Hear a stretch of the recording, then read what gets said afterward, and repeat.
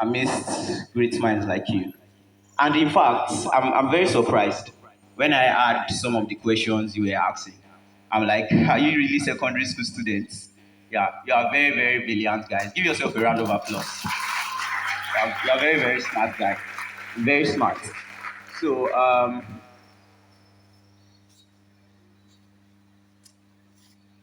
today,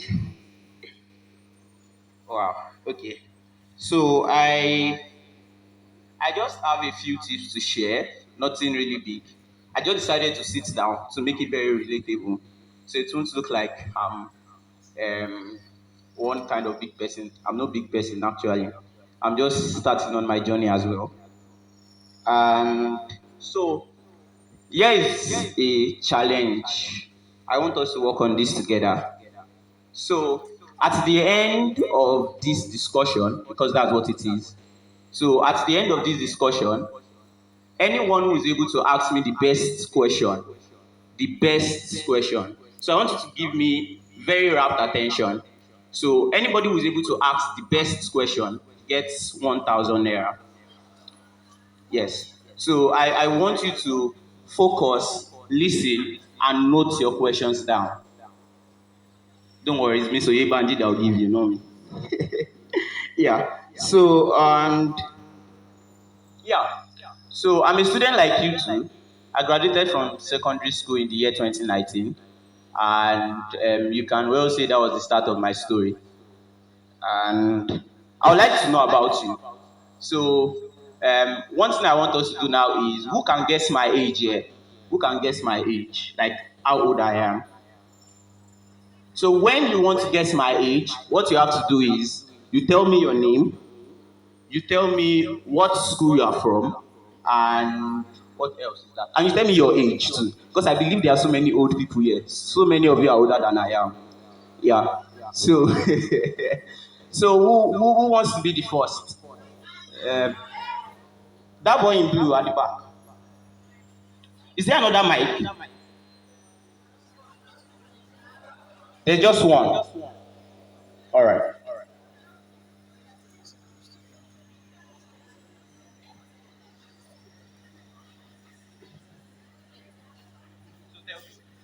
19. I'm Adishola Samuel by name. Samuel Samuel. I'm from Franco Institute. 15. I'm just kidding though. You obviously can't be older than me. Any other person? Oh, the girl in blue. I'll just take one more guess, then so we won't waste too much time. So nice meeting you, Samuel. My name is Yakin Fetia. I didn't get that. My name is Yakin Fetia. Oh, interesting. I'm from Applovine School. I'm Okay. guessing probably you are 19. No. You didn't tell your age anyways. You didn't tell me your age anyways. I'm 13. Wow. You don't look it.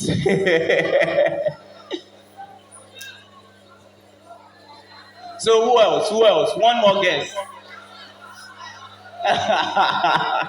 Okay. We'll take somebody. That guy in white. There's a guy in white at that end. You raise your hand and you just drop it. It's still at the back. Yes, you. You just raise your hand now. The one at the back. Yeah.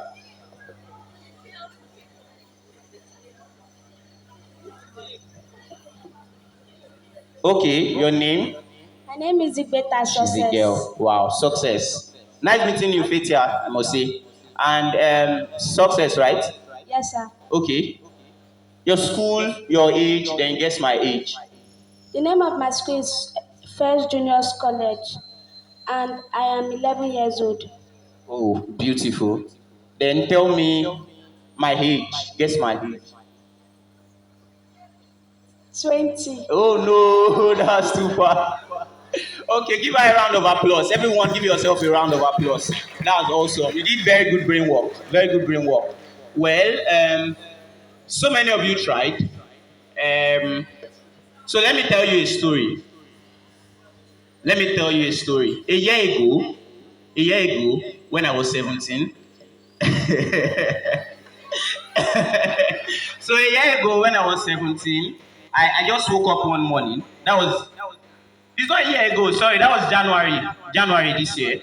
I woke up one morning and you probably saw me using AirPods, right? That's my first business. So I sell AirPods. So I did a review of my business and I discovered how much of money I had made. I had made my first million. So I just woke up that morning and I made a post about it on LinkedIn. And when I made that post, it just suddenly went viral, and I had millions of people viewing it, getting featured on blogs and newspaper and all that. And that very point was the start of a new story. So, and at that point, I became a figure that many people looked up to. So if I go to events, if I go to places, people are all over me. I want to take a picture with you. I want to do this with you. That was what I grew to become. And what I wished, there are a few things I wished I had done before I came to the limelight. Because after that point, I've still done so many amazing things that makes me to still be relevant.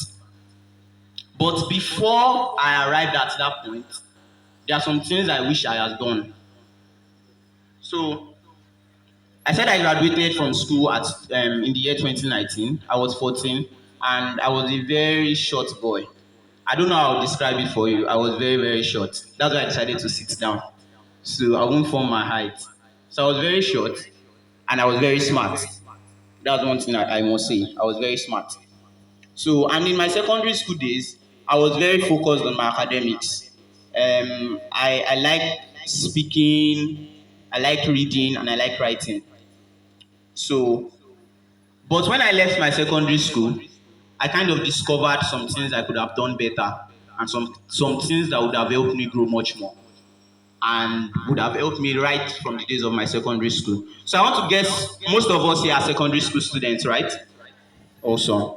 So I just listed a couple of them. It's no big deal. I just hope they'll be of help to you. So yeah, lest I forget.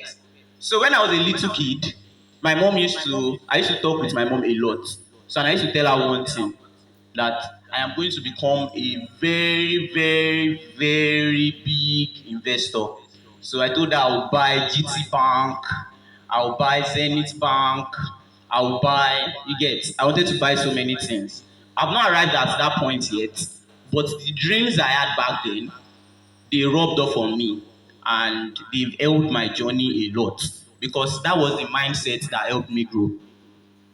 So, and here are a few things that can help you. So, I don't know if you do this every day, but I just want to give you some advice.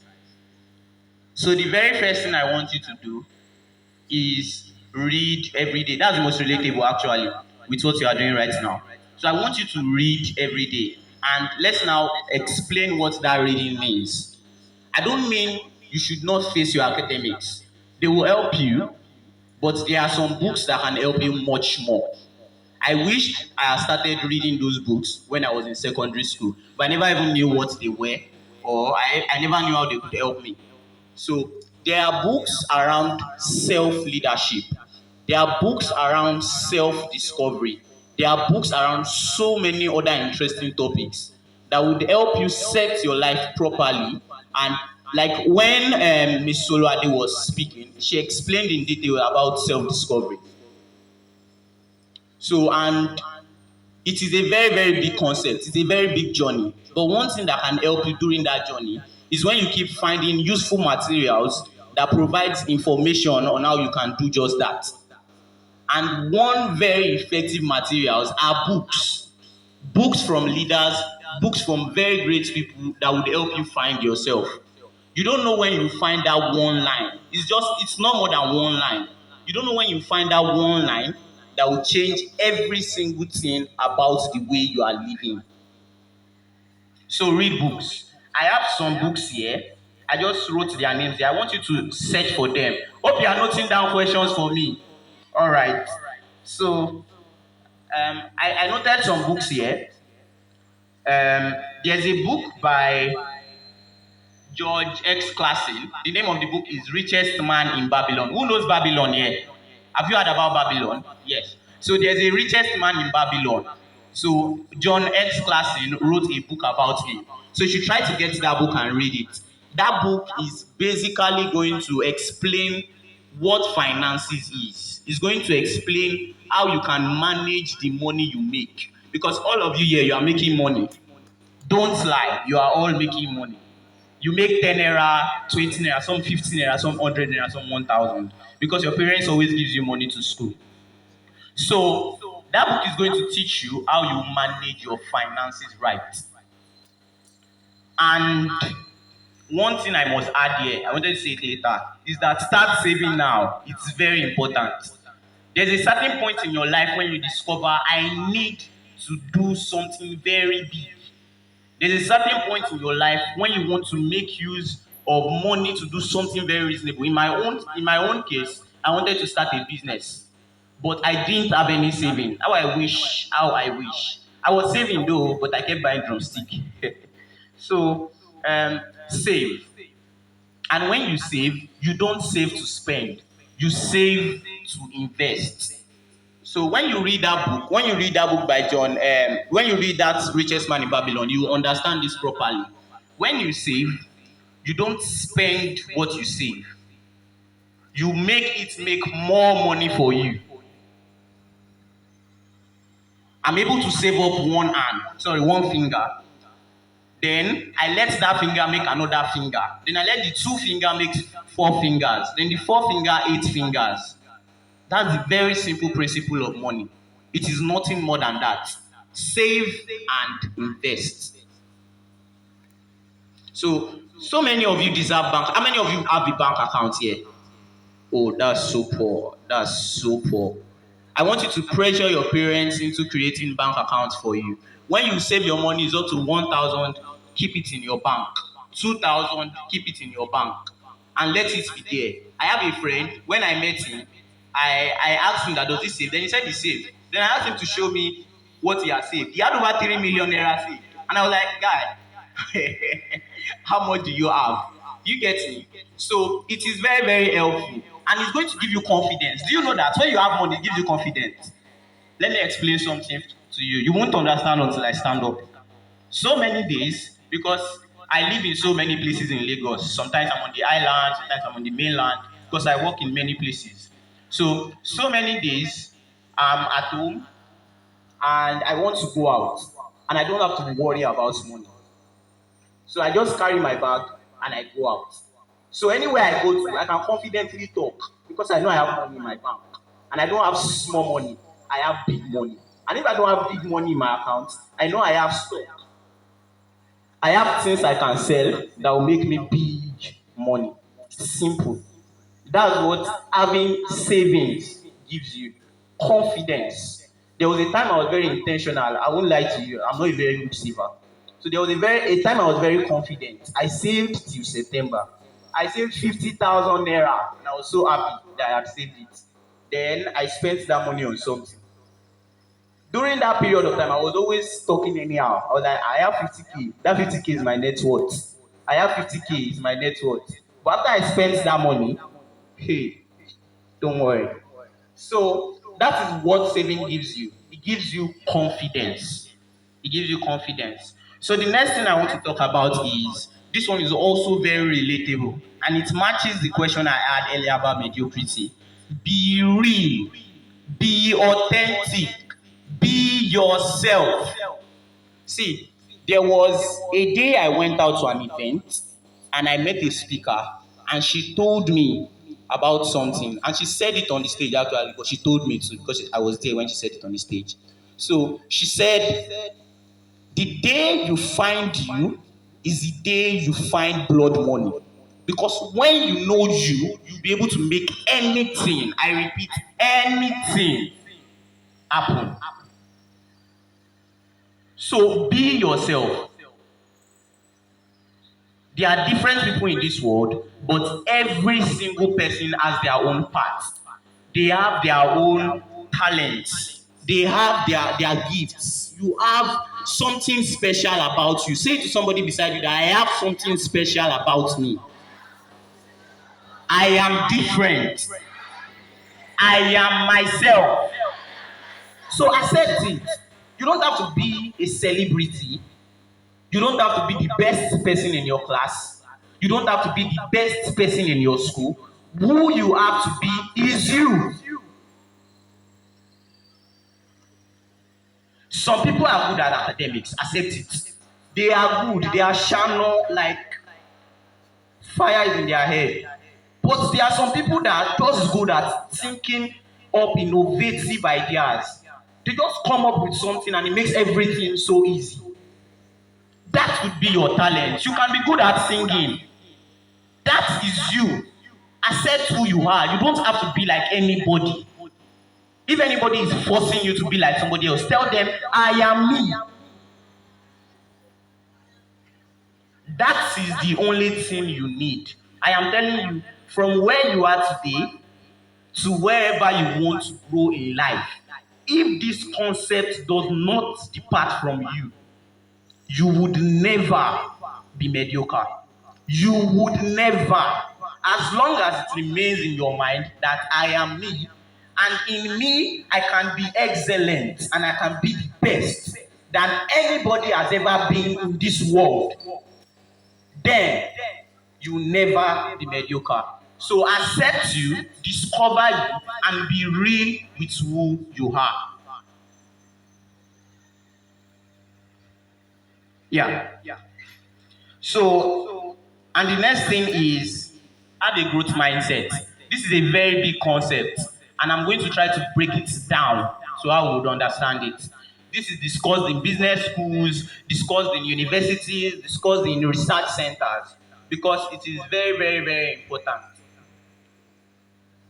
A growth mindset is a mindset that whenever you arrive at a point of a challenge or when you are facing challenges, what you think about is how you can learn from it and provide a solution to it. So let me break it down further. There are two types of mindsets. There's a fixed mindset and there's a growth mindset. So a fixed mindset is one where you tell yourself, I can do nothing. This is my circle. This is all I am. This is what, like, it is one where they set certain parameters. Like, this is the embargo. This is the end of it all. Then you accept it. That's what so many of us do. We accept it. That when you have a fixed mindset, it can be like, I can be the best in my class. Can be a local champion. Awesome. But a growth mindset goes as far as saying, I can be the best in Nigeria, the best student in Nigeria. In fact, not only the best student in Nigeria, but the best student in the world. And in fact, not the best student in the world, but the best student in the whole eternity. Like ever since life has existed, you can be the best. That is what a growth mindset is. You arrive at a point where you are facing a terrible challenge, when it seems like life is coming to an end, and you tell yourself, how can I learn from this and be a better person? Simple. I want you to just think about it. I want you to always, this is so relatable for anybody, no matter what cadre of life you belong to, no matter how much you've grown in life. Simply tell yourself, no matter what I face, I will always win. Tell somebody around you, no matter what I face, I will always win. No matter what I face, I will always win. So let me tell you another story. At a certain point of my business life, I had made a lot of money already. Then I ordered products from China to Nigeria. And I was meant to deliver it a month before. Then the goods got delayed on the way. I lost 400,000 naira. It was the end, it was like the end of my life. It was so terrible. I was so sad and I was crying. But at that point, my growth mindset kicked off. Then I got to create a concept of my own that life is just filled with challenges. Think about it. You faced a challenge yesterday. You faced a challenge. You have so many problems. Who don't tell me? Just raise up your hand if you don't agree to that. That you don't face problems. So today you've not faced any challenge and it's so easy for you. It's impossible. So and I got to accept that. And I looked at that challenge at a certain moment and I told myself, what did I do wrong? And how can I do it better next time? And that was all. I embraced my challenge and I was able to go through it successfully. Today, I've not only recouped that loss, I have made much more. That is a growth mindset. That's number 3. The very next one is meet people every day. It's very simple, but this is just to help you live a better life. Because by the day, so I want you to tell yourself today that I am going to be better than prosperity sitting at the front. So I just want to build that foundation in your minds now. So I am going to be better than prosperity sitting at the front. I will make beyond millions. I will get beyond international recognitions. I will be greater than my environment. Awesome. So I want you to accept that. So by the time you become greater than me, this is one thing you realize. So many people will love you. Shey you get? I'm at a point of my life now where people send me messages, and by the time I go through it, there are some messages I just pass it away, or I send it to my assistant to help me check it out. So many people will love you so much that you won't know the difference between love and fake love. So many people will want you to do things for them. Everybody will always be like, give me, give me, give me, give me. That's the way it is. So if you become greater than me, you will want to withdraw, to keep to yourself. But this is one thing you will discover. Loneliness is no cure for popularity. Because when you are popular, you become lonely. Accept it or not, you become lonely. The only thing that can see you through that is when you have good friends, people that are like you and people who can back you up. So for that, you have to be intentional with making a relationship. Get good friends, get to know people, and grow with people. It is very, very important. Because so many opportunities you would get, and you would only get them from people. No man is an island, not just of knowledge, but of nothing in this world. No man can stay on his own. Coming here today, how did you come here? You came by a bus, right? Or a car or something. Did you drive it yourself? You bought something today. Any of you, which of you have bought something today? Did you buy it when you gave the person the money? Like, are you the one that collected the money? Did you sell it to yourself? That is simply how life works. Everything is an exchange. So you can't do without people. So make people a priority. Make good friends. Don't always look at how you can take from people, but look at how you can give people. Everywhere you get to, that is what makes you the kind of person that is valuable to others. Everywhere you get to, think of how can I make them better? How can I make this better? I think I have 2 more things to talk about. But the next one I want to talk about is going to get me very angry.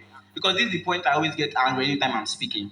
So my leg usually shakes, or so if you notice that, don't be scared. It's just a natural thing. So have a love for your continent.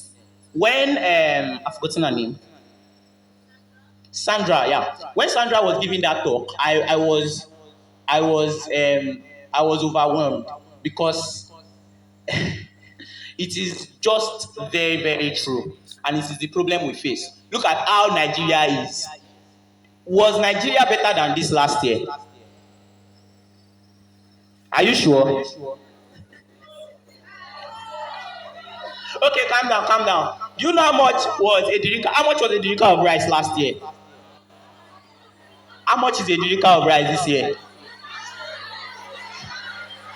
No, no, no, no, no, no. Which of you have ever took transit from Itamaga or let's say garage to Maya Adamo Environs? Do you know how much we used to take it last year? I still used to take it 100 naira 150. Do you know how much it is now? 250. I took it last night. How much was a liter of fuel last year? How much is it this year? Is it better than it was? And why is it that way? Don't blame the leaders, please. Leave that aside. Why is it that way? I'm not going to give an answer to that. But here's one thing I want you to know. The land we live in, this continent called Africa, I also want to put a very burning desire for you. I want to put it in your heart. This continent we live in, this one called Africa, it is the most populated in the world. We have 1.2 billion people living in it. It is a land of resources, so blessed, so beautiful. One of the best places you can be in the world or not. Yeah. But why? Why do we suffer? Why do we face economic problems? Just think about it. Poor infrastructures. It's like I just want to disappear from it because if you know what internet access is giving us, network problem. Network. There was a time I was having a call with my uncle. I had to stand up, stand on a window and put my head almost on the roof. For what? That is the network issues. I grew up in Lucky Fiber here. I spent the best part of my life there. But I don't live there any longer and I don't want to go back there. Because of the challenges I face with network anytime I come home. I would have to leave my house and go to the bus stop before I can access the internet. Was it supposed to be that way? But how did we grow to become this? We have everything now. We have a lot of people, a lot of resources, so much that countries and continents from all over the world are coming to make good relationship with us, just so they can take advantage of it. Think of every kind of big company you know. Is it the one that sells Fandago for you? Or the founder of, I'm trying to think, the founder of most of everything? They are all owned by foreign companies or foreign countries. Why? At the end of the day, it goes back to the essence. What caused this? Because some people think about themselves alone. It is called a profit-driven mindset. They think about just them and no other person. And everything they've done is they've sold out all that belong to us. They've sold it to others. And we've come this far. They are basically self-driven.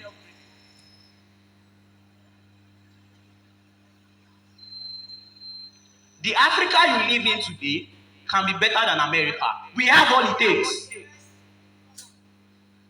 The fuel you use today, the fuel that is sold all over the world, it comes from Africa, it comes from Nigeria, in fact, Nigeria specifically.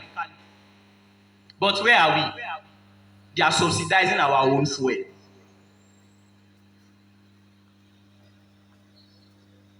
You see, so many times we think that it's just about you being successful. No, not forget success. It's just about you making money or you becoming big so you can booga.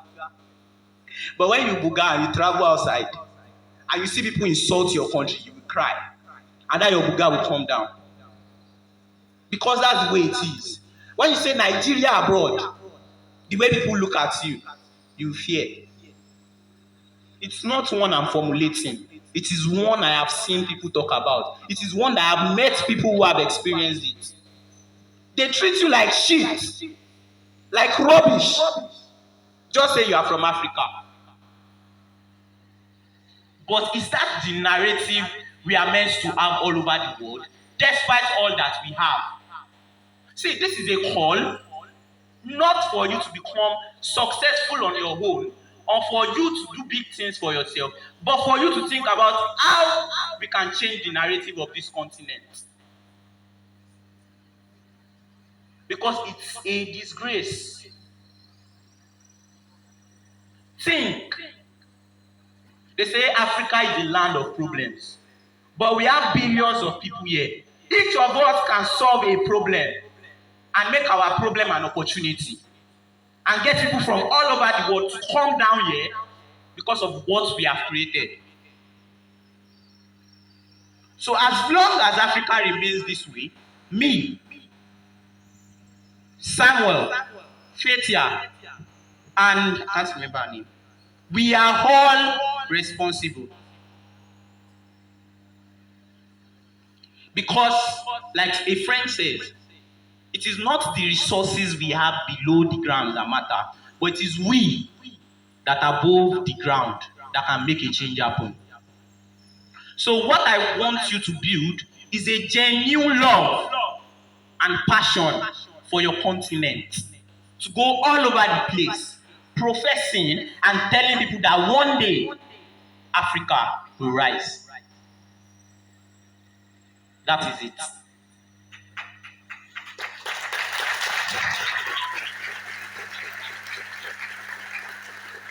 And finally, this is the last thing I'll talk about. One thing that has helped me a lot is the fact that I take breaks a lot and I study. I don't study books. I don't know, when I read books, I sleep in the middle of like academic books. But I take time to read about people.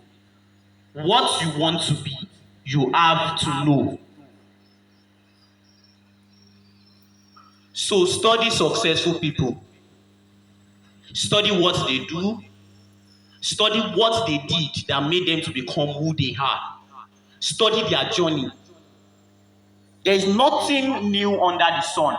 It's no new concept. You've had it millions of times. Which means there is no level of success you want to attain that somebody has not attained before.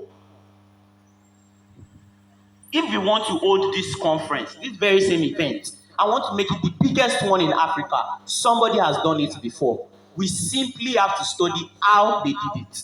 From the funding to the everything, to getting the speakers and all it takes. If you want to become the best person, the best innovator in your lifetime, you have to study people who have done it. There's an Albert Einstein there. Studying successful people. And another thing I want you to do is, don't limit yourself.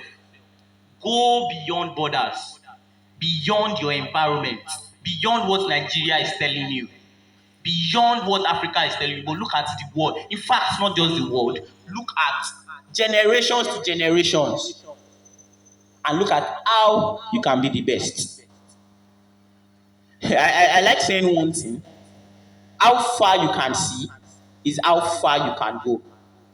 And if you are limiting yourself to your environment, you cannot grow beyond it. So take it or leave it. If you don't study, if you don't know, you can't fight. I say it a lot too. You can't fight what you don't know. So learn. And that's the final thing I'll say. Learn every day. It's a very simple concept. And learning is not necessarily reading books. We have to understand that fact. It is not about you going to Google. It's not about you. It is about you learning from everybody. Learn how somebody thinks. Don't go into arguments thinking of how you can prove the point and be the winner. Think of how you can learn from the other person's perspective. So learn every single time. Learn from every single person. Everybody. I just want you to have that in mind. Everybody you meet has something to teach you. At this point, I think we've come to a very great conclusion. So this is what I would like to leave with you today, and there are so many interesting things about me, and I am looking forward to, because that's when I get to answer questions. I'm sorry, that's when I get to talk a lot when people ask me questions. So I'm looking forward to getting your questions and telling you more about me. So hope you prepared my question. All right. Thank you.